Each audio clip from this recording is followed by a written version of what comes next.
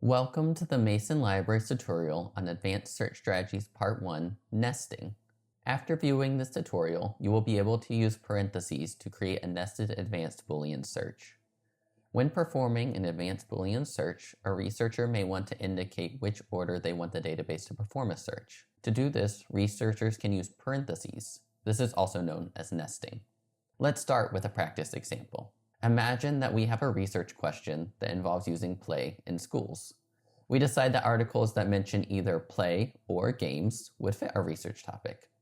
So we go into an academic database and we type games or play and schools into the search box. Because of the way databases are programmed, in this example, the AND operator takes precedence over the OR operator because we did not indicate otherwise. For our example search, the database is then going to automatically look for any article that includes the word game or any article that includes both play and schools.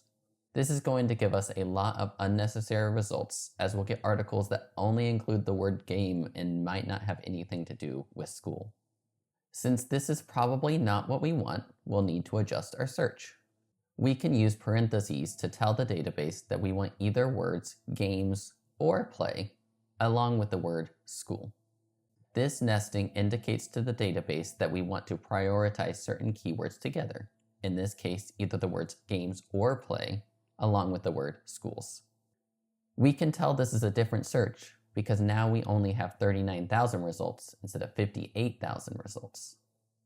When searching using multiple lines, the database will automatically put each term in that line in parentheses. However, there are two reasons why a researcher may put all their search into one line. This can be one, it may be quicker if the search is already typed out to copy and paste it into one line instead of having to copy it into each line. Or two, by typing the entire search in a single line, the researcher can take advantage of the search fields and search for the entire string in a different field, often the title or abstract.